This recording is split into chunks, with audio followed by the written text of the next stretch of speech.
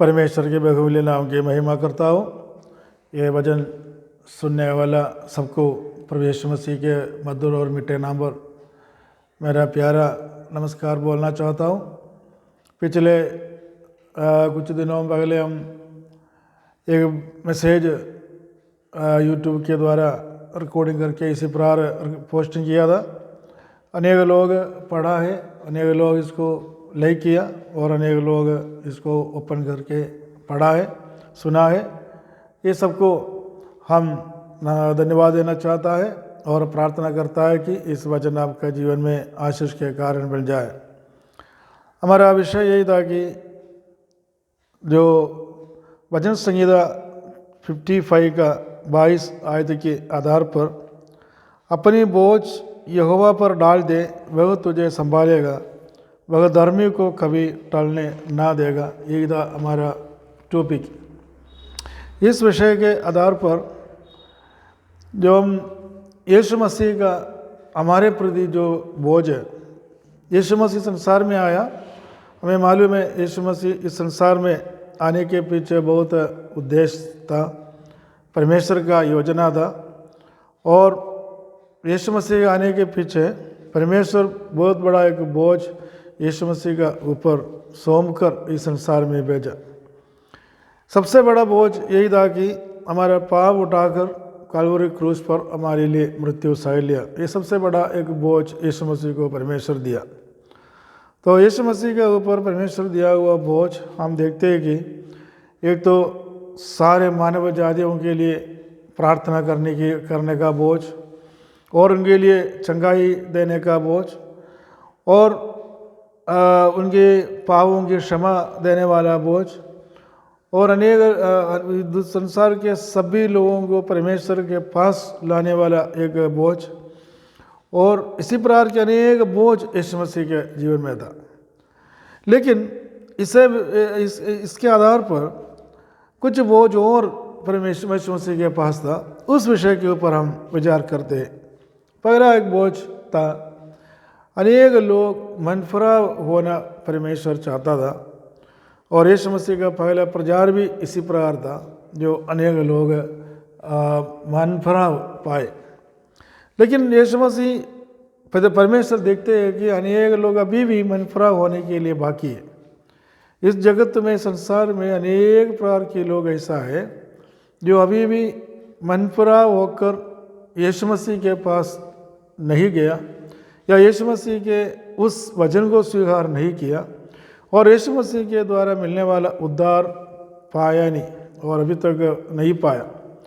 ये सबसे बड़ा एक बोझ और यीशु मसीह के लिए, और साथ साथ में हर एक प्रचारों का जीवन में भी है कि यही बोझ होता है कि इतना साल तक हमने जो प्रचार किया, लेकिन अनेक लोग अभी भी हमारे प्रति, हमारे द्वारा सुसमाचार सुनना बाकी है, और अनेक लोग प्रभु में आना बाकी है। ये एक बड़ा एक बोझ यीशु मसीह इस विषय के ऊपर हम देखते हैं कि 4-5 विषय हैं। हम एक एक करके एक एक दिन में बताना चाहता है।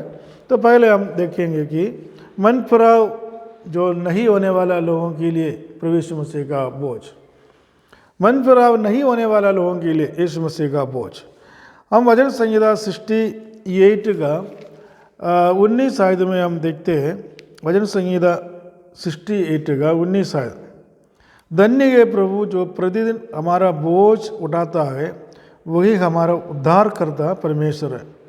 तो हम देखते हैं कि प्रतिदिन हमारा बोझ परमेश्वर उठाता है, और इससे बढ़कर एक बोझ है। ये प्रतिदिन हमारा बोझ का मतलब प्रतिदिन हमारा जो ज़रूरत है, हमारा जो विषय है, जो हमारा जो मांग है, जो रोज़ाना हमारे जीवन की जो भी ज़रूरत है, उस विषय को हम प्रभु पर डालते हैं, और इस परमेश्वर उस बोझ को उठाते हैं। लेकिन इससे पहले, इससे बढ़कर एक बोझ है मनफराव नहीं होने वाला लोगों के लिए। ये प्रभु यीशु मसीह जब हमको देखता है, तो ये बोझ यीशु मसीह के पास, या यीशु मसीह इस बोझ को, इस विषय को संबंध में क्या बोला, हम एक एक धीरे धीरे इसके विषय में शॉर्ट टाइम के अंदर हम विचार करेंगे। प्रभु यीशु मसीह इस संसार में आकर अनेक लोगों को प्यासा भूखा, यहाँ तक बीमारी, और इससे बढ़ करके अनेक लोगों का पाप और अनेक लोगों का अधर्म सभी क्षमा किया, और इससे बढ़ करके अनेक लोगों को उद्धार में लाया, नाश होने में से बचा लिया। परमेश्वर वचन में लिखा है कि परमेश्वर जगत को ऐसा प्रेम किया कि उसने अपने एकलौते पुत्र दे दिया, ताकि जो कोई इस पर विश्वास करे वह नाश ना हो परंतु अनंत जीवन पाए। और इससे पहले हम देखते हैं कि प्रभु यीशु मसीह का संदेश, मन पराव के संबंध में यीशु मसीह का संदेश क्या था, हम देखते हैं मरकुस की सुसमाचार उसकी पहले अध्याय की 14 और 15वीं आयत में। मरकुस की सुसमाचार उसकी पहले अध्याय 14 और 15वीं आयत 15वीं आयत हम पढ़ेंगे। और कहा, समय पूरा हुआ है और परमेश्वर का राज निकट आ गया है, मन फिराओ और सुसमाचार पर विश्वास करो। हम यीशु मसीह का पहला संदेश के रूप में हम मानव जातियों को बताने वाला संदेश के रूप में देखते हैं कि परमेश्वर का राज निकट आ गया है, मन फिराओ और सुसमाचार पर विश्वास करो। परमेश्वर का राज निकट आ गया है। जब यीशु मसीह का आगमन के साथ में परमेश्वर का राज मनुष्य के जीवन में निकट आ गया। यीशु मसीह यदि संसार में नहीं आया होता तो परमेश्वर का राज्य के बारे में लोगों को मालूम ही नहीं पड़ता। और यीशु मसीह आया इसलिए आया कि परमेश्वर के राज्य को मनुष्य के बीच में रखने के लिए, और ये जो राज्य में अनेक लोगों को प्रवेश करवाने के लिए यीशु मसीह आया स्वर्ग से। और स्वर्ग से इसलिए आया कि जो पृथ्वी के लोग जो परमेश्वर की महिमा से रहित हो चुका है पापों के कारण और परमेश्वर से दूर गया है, उन लोगों को परमेश्वर का निकट लाना, ये था यीशु मसीह का आगमन का उद्देश्य। आकर ऐसा यीशु मसीह किया, इसलिए बोला कि राज्य के निकट आ गया है, मन फिराओ और सुसमाचार पर विश्वास करो। दूसरी स्टेप जो यीशु मसीह कहा है कि एक तो मन फिराओ, दूसरा सुसमाचार पर विश्वास करो। मन फिराव मतलब मन के अंदर एक परिवर्तन होना ये जरूरी है। अनेक लोग धर्म का परिवर्तन चाहते हैं, धर्म बदलना।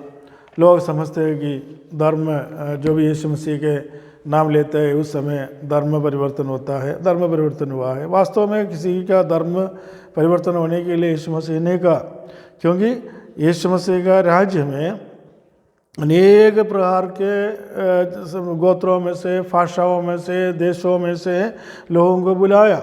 और यीशु मसीह का वचन स्वीकार करने से पहले उन्होंने कभी किसी को नहीं कहा तुम्हारा जो जाति है, तुम्हारा जो धर्म में बदल के हमारा धर्म में जोड़ दो, इसके बाद मुझ पर विश्वास करो, ऐसा नहीं बताया। लेकिन अनेक गोत्रों में से, भाषाओं में से, कुलों में से लोगों को बुला या धर्म में इनका धर्म के अंदर धर्म में से कोई परिवर्तन नहीं करवाया, लेकिन मन परिवर्तन होकर के परमेश्वर का वचन स्वीकार करते हुए यीशु मसीह के द्वारा मिलने वाला वो उद्धार को उद्धार को पाने का समाचार यीशु मसीह लोगों को सुनाया। ये यीशु मसीह का काम ऐसा था। मन फिराओ और सुसमाचार पर विश्वास करो। मन फिराव करने वाला लोग भी सुसमाचार पर विश्वास कर सकता है। मन फिराव नहीं करता है तो ये केवल यीशु का नाम, अनेक लोगों के लिए अभी भी यीशु का एक नाम के लिए होता है, यीशु का नाम। और अनेक लोगों के लिए यीशु उद्धार करता नहीं है। यीशु केवल एक नाम है जो अपनी मांग पूरा करने वाला, अपनी इच्छा पूरा करने वाला, अपनी जो बातों को बात को सुनने वाला और कुछ पाने वाला, ऐसा यीशु मसीह के बारे में समझते हैं। लेकिन परमेश्वर का वचन क्या बताते हैं?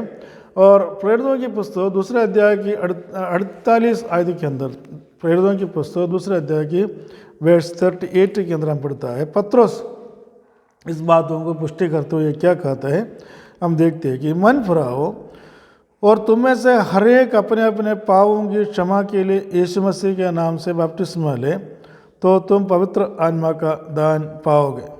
हम देखते हैं कि मन फिराओ, अपने अपनी पापों को क्षमा के लिए यीशु मसीह के नाम से बपतिस्मा ले लो और तुम पवित्र आत्मा का दान पाओगे। हम यीशु मसीह पत्रोस से कहते हैं कि जब कोई एक व्यक्ति यीशु मसीह को अपने जीवन के अंदर स्वीकार करता है या मन फिराव होने के बाद स्वीकार करता है, उसी समय तुरंत पवित्र आत्मा उनका जीवन में आ जाता है और पवित्र आत्मा का आने में कोई देरी नहीं है। और बपतिस्मा लेने वाला व्यक्ति जरूर विश्वास करना भी जरूरी था, क्योंकि मरकुस के सुसमाचार 16 अध्याय की 15वीं और 16वीं आयत में लिखा है, तुम जाओ सारे जगत में जाकर सुसमाचार सुनाओ, जो विश्वास करेगा बपतिस्मा लेगा उसी का उद्धार होगा, जो विश्वास नहीं करेगा वो दोषी ठहराए जाएंगे। विश्वास और बपतिस्मा एक साथ होता है और वो इसके उसी का उद्धार होगा। उसी क्षण में पवित्र आत्मा उनका जीवन में आ जाता है, क्योंकि उनकी मन की परिवर्तन हो चुका है, मन में फुराव हो चुका है। हम इस बातों को लेके एक और आयत पढ़ेंगे, दूसरी पत्रोस इसका 3 अध्याय की 9वीं और 10वीं आयत। दूसरी पत्रोस 3 अध्याय की 9वीं और 10वीं आयत में पत्रोस इस विषय के और कहते हैं, उसकी 9वीं और 10वीं आयत इधर हम देखते हैं, प्रभु अपनी प्रतिज्ञा के विषय में देर नहीं करता जैसे देर कुछ लोग समझते, पर तुम्हारे विषय में धीरज धरता है और नहीं चाहता कि कोई नष्ट हो, वरन यह कि सबको मन फिराव का अवसर मिले। मन फिराव का अवसर मिलने के लिए प्रभु यीशु मसीह अभी भी इंतजार करते हैं। यही है यीशु मसीह का बोझ जो अनेक लोगों के प्रति, क्योंकि अभी भी मन फिराव वो नहीं पा रहा है। यीशु मसीह का आने में देर नहीं करता है, कभी भी आ सकता था। यीशु मसीह बोला था मैं जाऊंगा और दोबारा आऊंगा, लेकिन अभी तक आया नहीं। क्यों नहीं आया? क्योंकि अनेक लोग अभी भी मन फिराव होना बाकी है, सुसमाचार सुनना बाकी है, यीशु मसीह के बारे में जानना बाकी है, और इसलिए मन फिराव की संदेश अभी भी अनेक लोगों के बीच में सुनाया जा रहा है।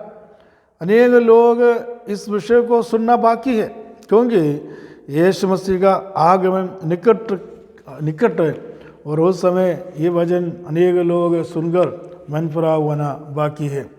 और प्रभु यीशु मसीह अनेक प्रकार की आश्चर्य कार्य को मिरेकल्स अनेक जगहों में किया था। लेकिन मत्ती के सुसमाचार के 11वें अध्याय की 20वीं आयत के अंदर हम देखते हैं, तब वह उन नगरों को उलाहना देने लगा जिसमें उसने बहुत से सामर्थ्य के काम किए थे, क्योंकि उन्होंने अपना मन नहीं फिराया था। और यीशु मसीह अनेक नगरों में जाकर अनेक प्रकार की जो सामर्थ्य के काम किए थे। सामर्थ्य के काम मतलब है मिरेकल्स, आश्चर्य कर्म किए थे। और सामर्थ्य वो परमेश्वर का सामर्थ्य उनके साथ था।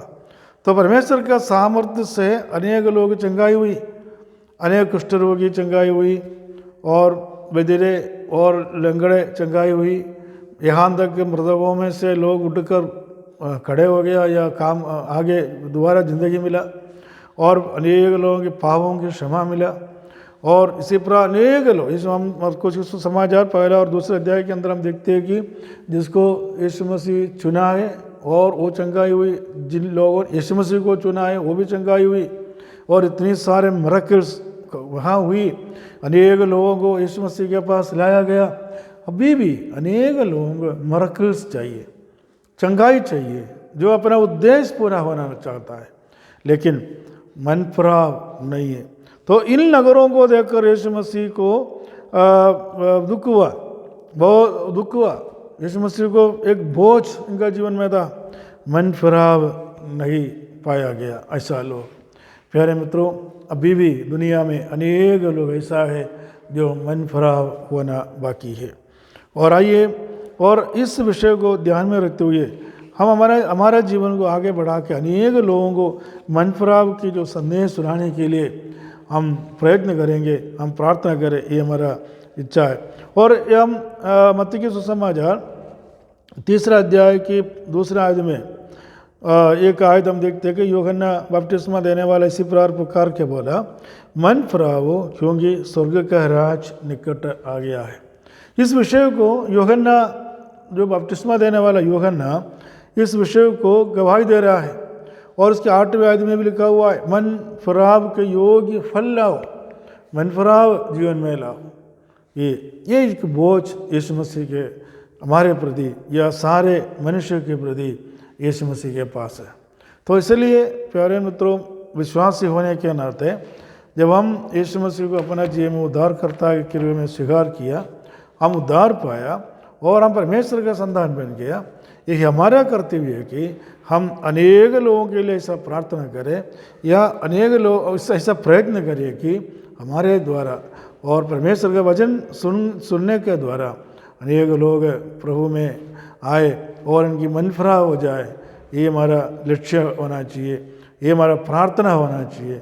हमारे चारों तरफ रहने वाले लोग, हमारा साथी लोग, हमारा पड़ोसी लोग, हमारा जहाँ हम जाते हैं वहाँ के सभी लोग, जहाँ तक हमारा हमें संकट देने वाला या हमारा खिलाफ करने वाला, विरोध करने वाले लोगों के लिए भी हम इसलिए प्रार्थना करना जरूरी है। आइए इस वचन के द्वारा परमेश्वर में साधन करें, मदद करें। प्रभु की आगमन में कोई देरी हो तो हम दूसरा बोझ, प्रभु यीशु मसीह जो मनुष्य के प्रति क्या बोझ था, ये विषय को ऊपर हम दोबारा विचार करेंगे। परमेश्वर सबको साधन करे, मदद करे। प्रभु के नाम की महिमा हो।